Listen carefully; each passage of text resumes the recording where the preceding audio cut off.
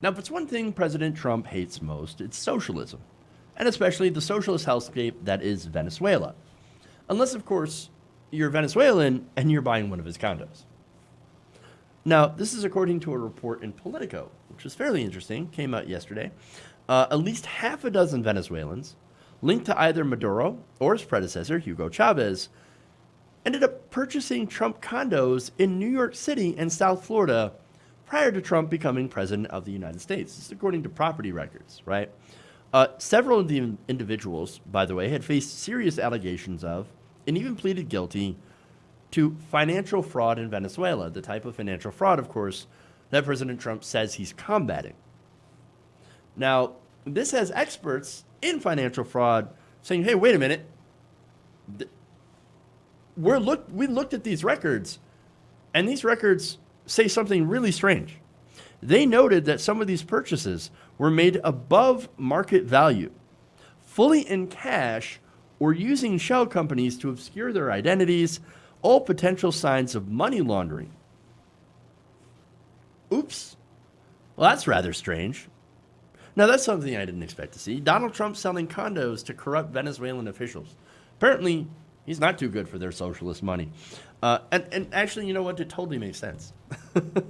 Now, Trump himself did not do anything criminal under U.S. law, and that's really important.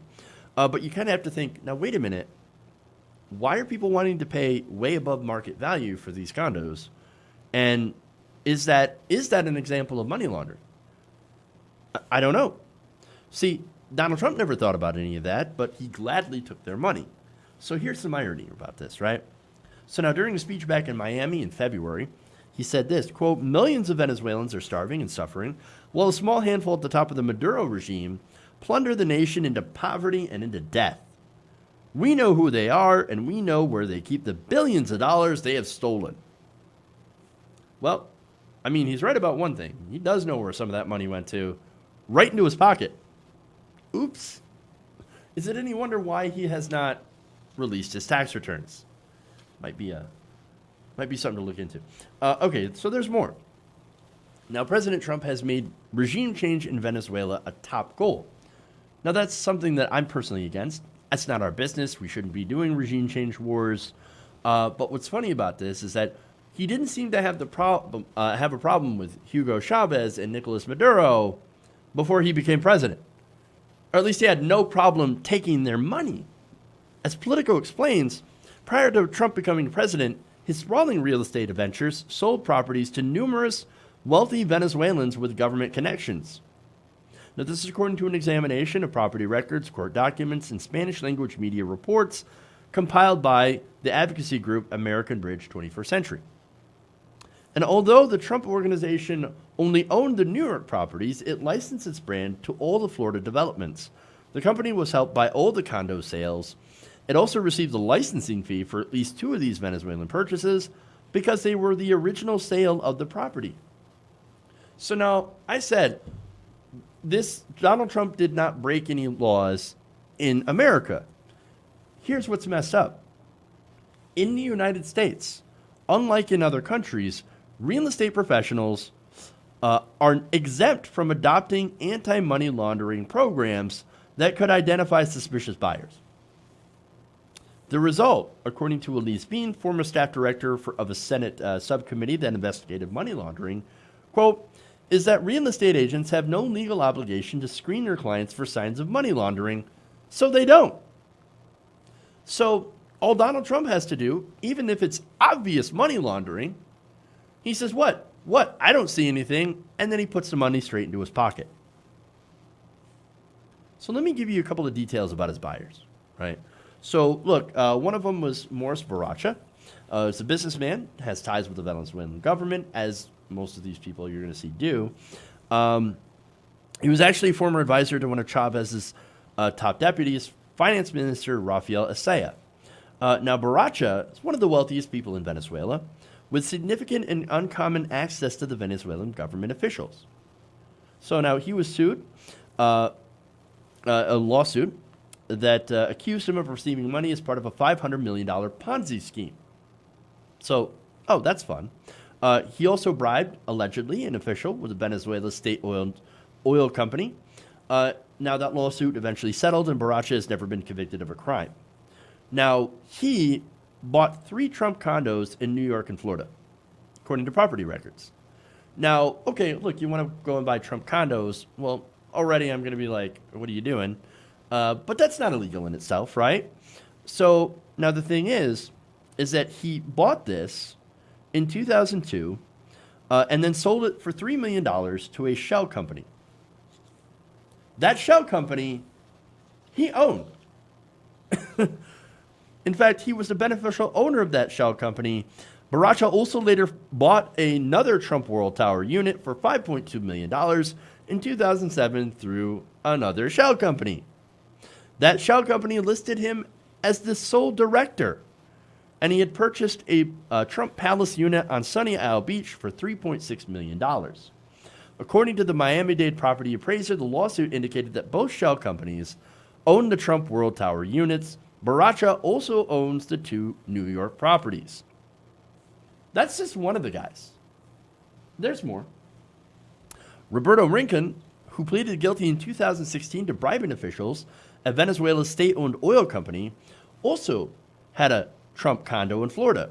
A Delaware shell company, which is linked to Rincon through renovation permits and property tax records, paid $1.7 million in August 2011 for a condo in Trump Tower 3. So it's Trump Tower 3. He bought this condo, and it was well above the $1.3 million the apartment was assessed at in 2012. It was actually about $1.7 million. That's how much it was worth, according to information available online and the Miami-Dade property appraiser. Here's another guy, Ronald Sanchez, brother of Venezuela's National Superintendent of Securities under Chavez, bought a Trump condo in Florida, a horse racing stable he owned called Rontos Racing Stable, paid $625,000 in July of 2011 for a condo in Trump Tower 3 in Sunny Isles Beach in Florida. All of these purchases, by the way, there were no deeds. It was just, or no mortgage sales. It was cash. Pure cash, right? And way above the listing price. There's plenty more, right? There's a lot of officials that were part of Venezuela's government that ended up buying Trump condos and likely used them to launder money. So he made a lot of money off these guys, and at the same time, slamming Venezuela. He's still making money, by the way, off doing this corruption. Because, look, he hasn't divested from his businesses, so he still ends up getting money from whatever condo sales. And this is the same kind of corruption that he says the Venezuelan government is doing. And that's the hypocrisy. And so, look, when it comes to Donald Trump, it's pretty clear. And this is just one piece of the puzzle when it comes to his rampant corruption. There's no low that he won't go if it makes him money. I mean, he also takes money from the Saudis, right? He, sold condos and rents rooms to the Saudis. That helps them launder money. He's all for it. Why? Because it goes right into his pocket. He is the king of corruption. And so I love it when people say, oh, drain the swamp. Drain the swamp. Notice he doesn't say that anymore, right? Because, look, he's the king of the swamp. He's the literal swamp monster. It's beyond hilarious that he would say, oh, no, I'm against corruption. I'm going to fight corruption. How dare that Venezuelan government, so corrupt. No, it's projection. He is the swamp because that's who Donald Trump is, and that's how he profits. Hey guys, hopefully you enjoyed that free video.